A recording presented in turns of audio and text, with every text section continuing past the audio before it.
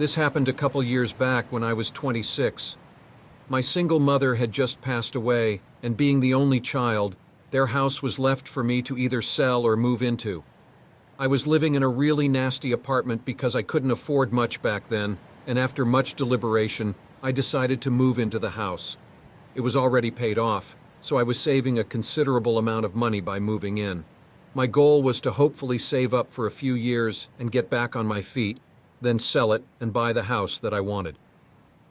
Once my lease was up at the apartment, I moved across town to the house. It was part of a community of farmland owners, but in the recent years, most of that land had stopped being used for farming and was left as just empty fields. That's what happened with my mom's land as well. It was pretty much just an old barn-style home in the middle of a huge field with only a small, overgrown path leading to it. In the first week living there, I spent most of my time cleaning and getting all of my stuff where I wanted it. During one of these nights while I was cleaning, I heard a car coming toward the house. I looked out the window and saw an old pickup truck driving down the overgrown path. It was very strange, being that the only reason for them driving here would be if they were coming to the house, but just as they approached the end of the path, they slowed to a stop. I could make out a male figure in the driver's seat, but couldn't make out any specifics. They stayed there for a moment with their headlights shining over the field before they did a three-point turn and drove away. I thought they probably just typed in the wrong address or something, but it was kind of creepy to see someone coming all the way out here so late in the night. A few days went by, and by then I'd finished getting the house cleaned up and organized. It was a Sunday night, and I was staying up late watching TV and eating a home-cooked meal when a familiar sound came up in the distance, a car driving toward the house. I looked out the window again and saw that same pickup truck coming down the path, this time with all its headlights off. Knowing it couldn't possibly be an accident this time, I was more worried. I quickly looked at my phone and saw it was nearly 1 a.m., so why would anyone be coming here? The truck came all the way to the front of the house and parked. Then a man got out and started walking up to the porch. I waited anxiously, but after a minute there was no doorbell or knocking. I cautiously went up to the front door and looked out the peephole. A man was standing right on the porch, looking directly at the door. I was terrified, as he looked like he was contemplating something. Then he turned around and went back to his truck, getting in and hurrying away. I was really creeped out, so I called the police and reported it, but there was nothing else to be done. I went to bed that night with a really bad feeling about everything. Apparently I was right, because I woke up to what I thought was the sound of a knock at the door. It was just a single knock. I got up right away and looked out the window, but the truck that I thought I'd see wasn't anywhere outside the house. I quietly left my bedroom to try and go downstairs and see who it was, but just as I reached the top of the steps, I could see that the front door was slightly open. I froze, and moments later, I heard footsteps walking through the hallway below me. I quickly hid in the spare bedroom that was next to me and dialed 911 as the footsteps grew louder and started coming up the stairs. They went straight into the main bedroom, and I could hear them moving stuff around like they were looking for something. I was too scared to speak to the officer on the phone, worried the intruder would hear me, so I just sat there silently. They spent a few minutes going through the bedroom before leaving and going back downstairs and finally exiting the house.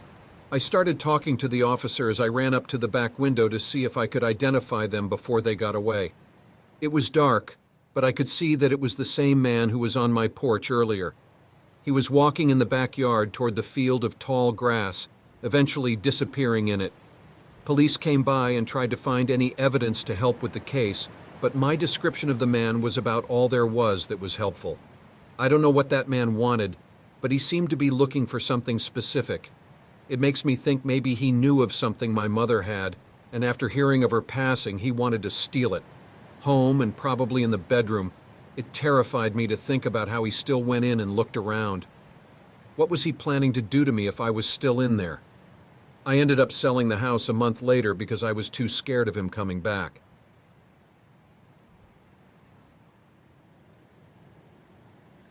I was 18 at the time, and it was the beginning of summer, so I was off from school and I didn't have any job.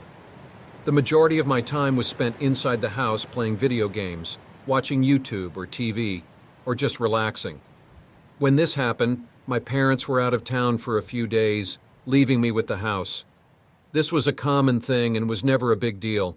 Sometimes I'd invite friends over or whatever, but this night I was just enjoying the time to myself. I was watching a rerun of one of my favorite shows on Netflix while also scrolling through my phone. It was late, I don't know the exact time, but I think maybe 11 or 12, when there was a knock at the front door. I paused the TV and went to see who it was. It almost didn't even register in my mind that it was so late, but thankfully it did before I carelessly would have opened the door. I looked in the peephole and saw two men, both wearing similar clothes and just waiting for me to answer. I stood there and thought for a second whether or not to let them know I was home by asking what they wanted. I ended up staying quiet and just watching to wait for them to leave.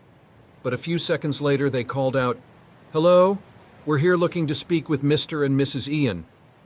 That was my parents they were referring to, though I changed the name for privacy.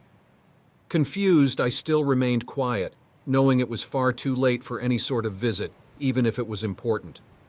After a minute, the men looked at each other and said something quietly, then walked off the porch. The outdoor lights were off, so I couldn't see where they went, but I never saw any headlights or cars show up, which had me wondering if they'd walked here, which would only make things weirder.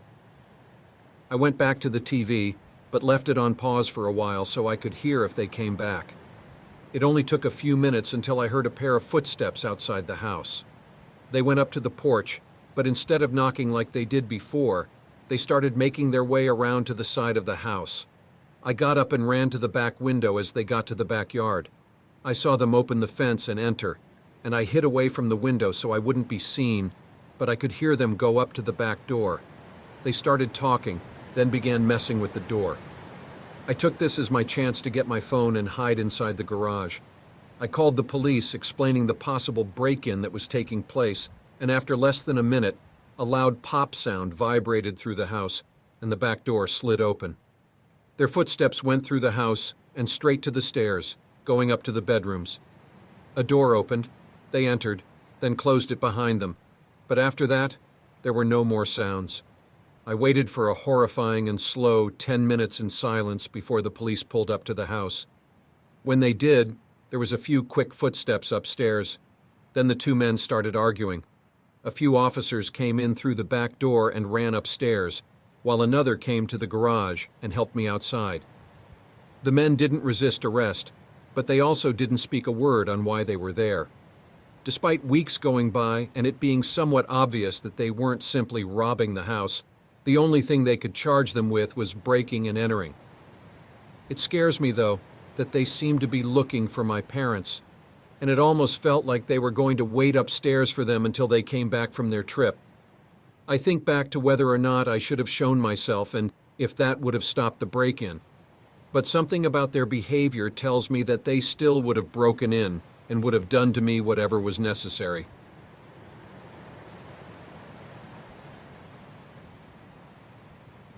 For the past few years, I've been working 2 jobs and typically leave my house around 6 in the morning and don't get home until 10 at night. Then I sleep, and on most days I repeat that same schedule. Unfortunately, that's just the situation I've been in for a while. But this happened just a couple months ago. I'd come home one night and did what I usually do, which is shower and get ready for bed. But while I was in the shower, I heard some movement that sounded like it was just outside the bathroom door. I quickly got out and checked and saw nothing, so I figured it just had to be the house creaking or something. I finished cleaning up and got in bed. All throughout the night, I kept hearing these odd noises coming from all throughout the house, mostly just some sort of creaking, kind of like if it was really windy outside and making the house sway, but there was no wind and no reason for the house to be making any noise. At one point in the middle of the night, I even got up and walked around to try and find out what it was, but I found nothing. In the morning, I was very tired and had to work the whole day relying on coffee to keep me awake. By the time I got home, I was exhausted and sleepy, really hoping for a good night's sleep. I went right upstairs and turned the shower on, but before I even got in, I heard something outside the bathroom door again. This time, I was sure it was right outside the door, and it sounded like it passed right by and left the bedroom. Although as unlikely as it was, it really sounded like something had moved across my room. I knew I had to look to see if someone was there, but I was feeling really uneasy. When I did finally get the courage to look, I didn't see anything.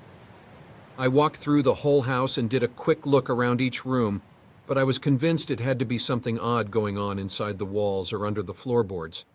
I showered and got in bed, falling asleep just before midnight. The instant I woke up, I knew something was wrong. It was very dark, so it was still well into the night, and the entire house was silent. I wasn't sure what had woken me up, but I could feel that it had something to do with the sounds I'd been hearing. I peered over at the door and saw the slightest movement of a shadow from under the crack. I jolted up and stared across the room. My heart immediately started racing as I saw the shadow move away from the door and heard them begin walking down the upstairs hallway. I was horrified and frozen in fear, but it must have been the surge of adrenaline that got me out of my bed and made me swing open the door. I looked out, and standing at the end of the hallway was the dark outline of a man. His eyes were the only thing that really stood out to me. They pierced through me with a sense of anger and restlessness. I slammed my bedroom door shut and locked it. The man's footsteps immediately went down the stairs, but it took another 30 seconds before I heard him leave the house. I got the police to come as soon as possible, but they didn't have much luck. They found a few signs of the man being in my house for at least a few days, but that was about it. I don't know where he was hiding, but I always think back to when I'd hear him walk past the bathroom door. Maybe he was sleeping in my bed, then quickly would hide in the closet until I got in the shower, where he would take the opportunity to leave the room.